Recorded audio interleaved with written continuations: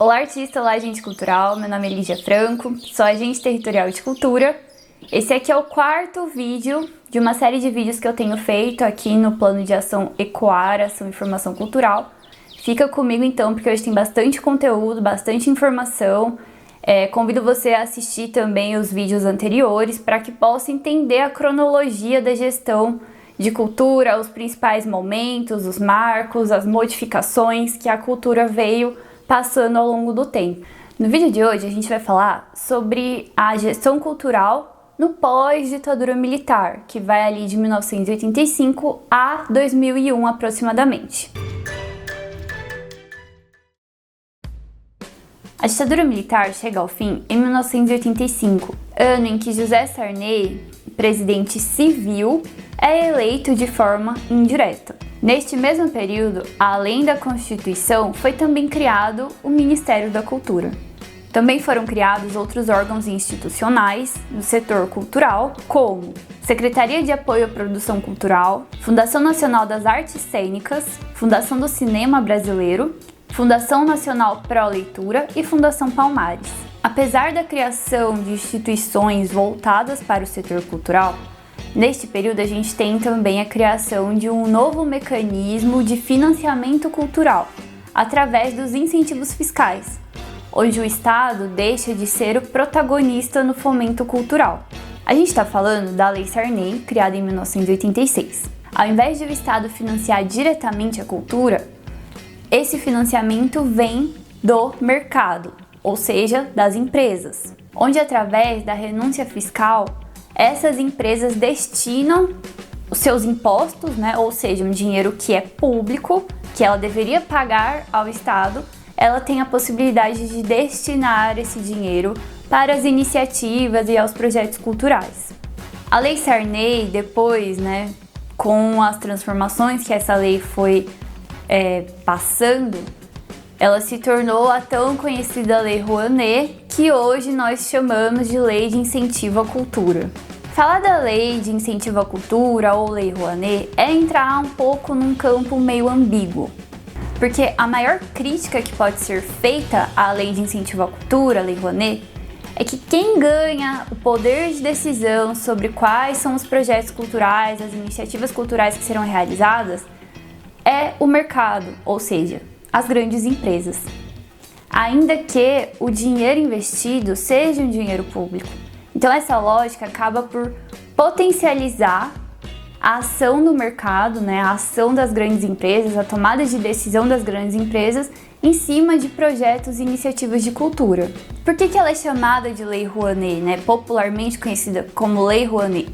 Rouanet é o sobrenome de Sérgio Rouanet, que foi o secretário de Cultura da Presidência da República nos anos de 1991 e 92. Ele foi responsável por apresentar modificações às leis Sarney, E tudo isso foi feito dentro do governo de Fernando Collor, Então essa lei foi sancionada ali em 23 de dezembro de 1991. Quando a gente fala desse período, a gente não pode também deixar de falar sobre o governo de Fernando Collor de Mello e a sua atuação dentro da cultura, O Fernando Collor, ele assume a presidência no ano de 1990, sendo o primeiro presidente eleito de forma direta após a ditadura militar. Porém, o seu governo foi marcado por escândalos de corrupção, que o levaram a renunciar ao cargo de presidente no ano de 1992, após a instauração de um processo de impeachment. A sua breve passagem de 1990 a 1992 deixou algumas sequelas para o país. No campo cultural, por exemplo, Collor extinguiu o recém-criado Ministério da Cultura, reduzindo o ministério a uma secretaria. Além disso, ele também extinguiu alguns órgãos super importantes para o setor cultural, como a Funarte, a Embrafilme, a Concine, a instituição Pró-Memória. Agora a gente vai falar sobre o governo do Fernando Henrique Cardoso, que assumiu a presidência aí no ano de 1995. E o seu principal objetivo era diminuir a intervenção do Estado, implementando um modelo neoliberal, onde o mercado substituiria praticamente a atuação do Estado. E no âmbito cultural não foi diferente. O investimento cultural, através da lei de incentivo fiscal, né, da Lei Rouanet, ele passa a ser quase que unânime, como se essa lei de incentivo, por meio da renúncia fiscal, tivesse se tornado a política pública de cultura. Para a gente ter uma noção do impacto que teve isso, eu vou trazer aqui alguns dados. Então, para vocês terem noção, no governo do Itamar Franco, que substituiu o Fernando Collor, ele assume ali em 92, né, e vai até 94, depois vem Fernando Henrique Cardoso. No governo do Itamar Franco, somente 72 empresas utilizavam a lei de renúncia fiscal. Quando o FHC, o Fernando Henrique Cardoso, assume em 1995 a presidência, esse número começa a subir bastante.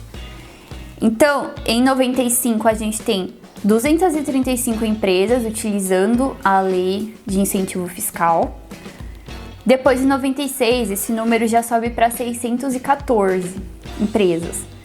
E em 97, esse número vai para os expressivos 1.133 empresas que utilizam aí a lei de incentivo fiscal. Então a gente pode ver que esse número ele cresce muito, como eu comentei, né? Se torna praticamente a política cultural vigente durante o governo do Fernando Henrique. Então a gente não tem uma outra iniciativa cultural, né? Hoje a gente consegue até ter mais parâmetros para comparar, né? Porque hoje temos as leis Aldir Blanc, a lei Paulo Gustavo, né? Outros editais. Mas imagina, ali nos anos 90 e pouco, essa era a única forma de se conseguir ter um financiamento, né? Um recurso. Essa situação gerou uma grande concentração regional dos recursos, porque grande parte das empresas tinham sua sede, né? Estava localizado nos estados de São Paulo e Rio de Janeiro. Então, automaticamente, essas empresas investiram principalmente em ações, iniciativas e projetos culturais também concentrados, realizados nessa região. No governo do Fernando Henrique, o Ministério da Cultura ele volta a existir, porém a falta de políticas culturais demonstram que a cultura realmente estava colocada em segundo ou até mesmo terceiro plano. Bom, gente, esse aqui foi mais um vídeo. Espero que vocês estejam conseguindo acompanhar, entender um pouco dessa trajetória, né, da gestão cultural no Brasil. Deixa aqui nos comentários se você tiver alguma dúvida ou se você tiver alguma outra opinião para agregar nesse diálogo. Continue acompanhando os vídeos do Ecoar e até o próximo.